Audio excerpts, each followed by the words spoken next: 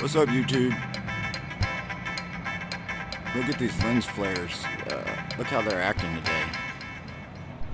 Look, they just shrink up and then they get bigger, like umbrellas.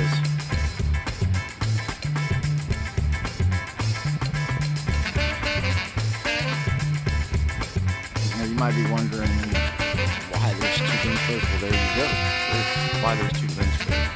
Now you can see it good with the welding hood because it's blocking enough of the light where it's not so dang bright. Let me take this off real quick.